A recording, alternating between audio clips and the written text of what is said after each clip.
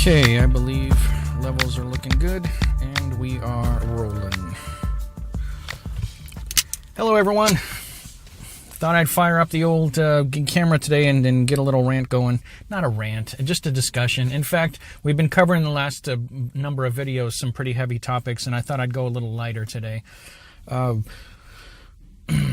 I was talking to a friend of mine recently, and he said he's got another Christian friend who cooks on this idea of the young Earth argument. Is the Earth 6,000 years old, or is it much older than that?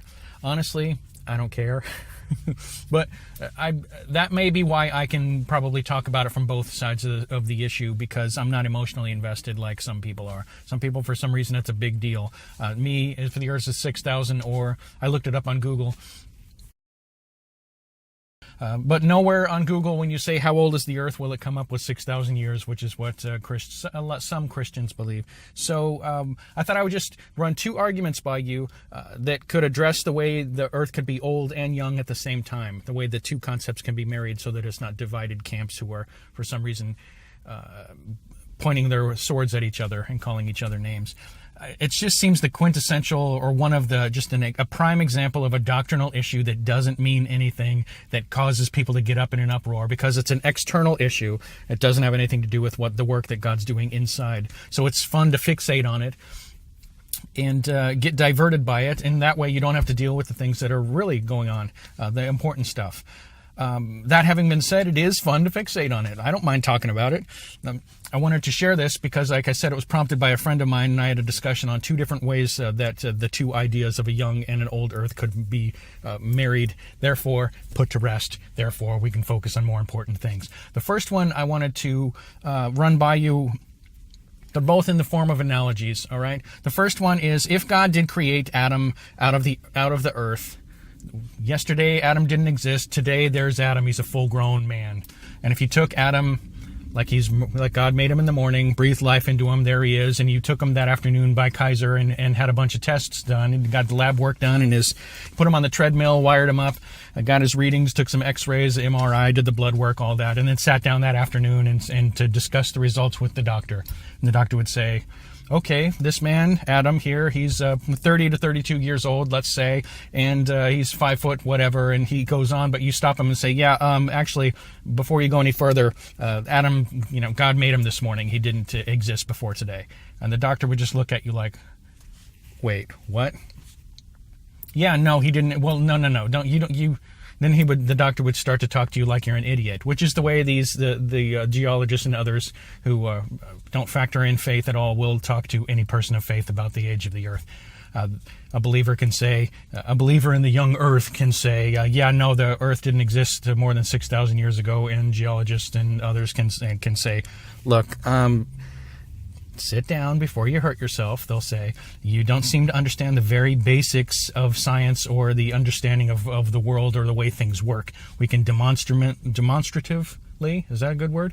Demonstratively prove to you, if your brain was open enough to understand it, how we can go back and show the dates of certain things going back hundreds of thousands of years, and it's rock solid. And they could try to explain it to you, but you could be like, no, I understand. That's all good, but really, the Earth didn't exist, but continue. And he would say, why would I continue talking to you about Adam if you don't believe that he's 30 plus years old? Look at his x-rays. See this on his right fibula, or whatever this leg bone is here? See how this markings here shows that at one point it was broken, and it was set really well. Whoever set the bone did great, but it healed. And it takes about 10 years for this type of results to happen, but you can tell that, and you're like, no, he didn't. So you get where I'm going with the analogy. The doctors will look at you like you're a fool for not understanding basic physiology, and you can say, no, I understand that, but bottom line is, God just made him, and they'd be like, no, he didn't, and we can prove it. So that's where the debate can go. So how can they both? God created a full-grown Earth, is what I'm saying. I'm using Adam as an analogy. So could God have created an Earth fully formed, fully adult, I guess, if you will? It is really hot in here, and I'm wearing a jacket. Hold that thought. I am going to pass out if I don't get some air in here. The problem is, if I open the windows, then we get the noise from the outside in, and my audio gets hosed. So I'm going to try to open this. I love the sunroof. It gives me good overhead light, so I'm not in the dark. So that'll work. So did God create a full-grown Earth? Maybe he did, maybe he didn't. It could be 5 point whatever billion years old and 6,000 years old at the same time to me in that, because he created it full-grown. That's one analogy. The other analogy has to do with an author. Let's take J.R.R. Tolkien, for example. He wrote The Hobbit. That was the first book that he wrote in good grief, what was it, 1932, and he published it in 37. Now, a couple decades before that, he was writing poetry and short stories having to do with elves and stuff, so it sort of laid the groundwork. But really, you could say that Middle-earth began in the Shire with The Hobbit. Before he wrote a single word, the Middle-earth didn't exist. But he started with The Hobbit, right there in the Garden of Eden, so to speak, and a little story started there, and then it was published and became hugely popular, and then he spent the next decade or so working on the Lord of the Rings trilogy, and other subsequent parallel stories, I can never say it right, Silmarillion, and other Book of Lost Tales and all that, that kind of expanded on the history of Middle-earth going back thousands of years, with ancient battles and civilizations and ruins of places that existed thousands of years before, and lots of history, languages, races of people, and other people that all expanded out in both directions of the timeline, so to speak.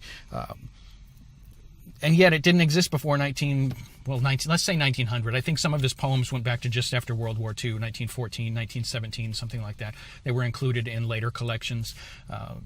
But before, say, 1900, Middle-earth didn't exist. It came out of the mind and the heart of an author, Tolkien, and he started to write out, and he started with someplace like toward the end. The Shire started at that point on the timeline, and he created in both directions at the same time. So it started with the Shire. So will you say that the Middle-earth existed for thousands of years?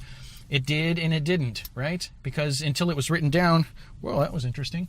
Until it was written down, it didn't exist, or did it? Except in the heart and mind of J.R.R. Tolkien.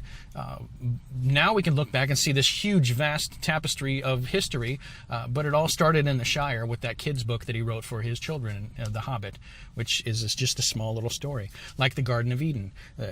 And then God wrote, using this analogy, he created the timeline in both directions because he's not bound by time or space like we are. So there's no reason why he couldn't start with the Garden of Eden, in my mind, and start at that with Adam and Eve, and then start creating retroactively along both directions of the timeline at once. The Adam and Eve story played forward, but in the meantime, God added ancient civilizations and dinosaurs and all kinds of things in our history to flesh it out. So did it always exist? Yes. But did it exist before the Garden of Eden? That's debatable. Maybe it just existed in the mind and the heart of God before he created everything. Maybe he thought it all up. I'm sure Tolkien didn't have it all elaborated out in his head before he wrote it down. In the course of writing, I'm sure a lot of it solidified in his mind and things became fact where it was up in the air before. It's like until you write it down, it doesn't really exist in that sense. So there's nothing that limits God to the timeline. He could have started in the Garden of Eden and created in both directions. And I think he did. And I think that answers questions like, why would Cain be worried about going out into the world that someone's gonna find him and kill him, and God had to put that mark on him that said nobody can touch Cain or kill him? Why would he? If it's just Adam and Eve and Cain and Abel, and Cain just killed Abel, that means 3 people, right? The same argument with where did Cain get his wife? Obviously, there were lots of people and nations on the earth at that time. They didn't all come from Adam and Eve. God must have created them. I don't know, what do you want to say? Retroactively? He must have laid the foundations and expanded our history in both directions at the same time. He's a world builder, like a good author. I'm okay with that. I'm okay with the first one also, with God creating something already fully adult. Which came first, the chicken or the egg? The chicken, obviously. He created the chicken, and then it started laying eggs. When he created the plants the same way. He created there's a full-grown oak tree right there. Didn't exist 10 minutes ago. God just made it. Boom. You bring your botanist team in there and they can tell you all about it and say this takes about 120 years for an oak to get to this. Well, yeah, but except it didn't exist. And then they look at you like you're an idiot, which is the way people in science look at people who are of faith, who say that the earth is young. So those are just a couple of thoughts and ideas. God's not limited to time. He can dance around it as he wants, and he can take us with him. actually. I mean, he took John off the Isle of Patmos and took him up into the spirit realm, and then took him forward in time and showed him all kinds of things that hadn't happened yet, told him to write them down, then he took him back and put him back on Patmos, and here he had revelation, right? The same thing with Moses, I think. I mean, how would Moses know people and conversations and events that happened before the flood? He wasn't around. Answer is probably because of all that time he spent in the tabernacle just one-on-one with the Lord, and maybe the Lord told him, and that's where he wrote down Genesis and all that. Or maybe he just took him back and showed him. There's Moses and God kind of floating there, watching things go on with Noah and others, and maybe that's it. Maybe he watched it and then wrote it that way, or maybe he just dictated what God told him. I could go either way. Same with Philip after he baptized the eunuch in Acts, and then the guy comes up out of the water, and Philip's gone. I think it was Philip. It was Philip, right? Whoever it was in Acts, and then he disappeared, said he just was gone, and then he was found in a nearby city or something. God just kind of boop, teleported him like some sort of fast travel thing out of Skyrim or something. So yeah, God can do. And then Jesus on the road to Emmaus, he broke bread and then disappeared, and like, where'd he go? And then I think in the upper room, he just kind of magically appeared in the middle of the room and just kind of popped in there and startled everybody. I would be startled. God sat in this, appeared in the seat next to me right now. That'd be something. So all that to say, it's fun to chew on these things, but it's not going to make or break my faith either way. I don't really care. I mean, it just seems yet another thing for people to argue about, and I'd rather argue about things with more teeth than that. So I'm about 12 minutes in, so I'm going to call this quits. And yeah, it was kind of a lighthearted thing today, but I figure we might as well cover other topics. It's not all about obedience. It's all about obedience, by the way. But it's not all about obedience, but it is. All right, that's all for now, and I've got lots of things I've got coming. Lots of things. I hope you're ready for this. I don't think you're ready for this. You might be ready for this. All right, I'll talk to you later. Bye.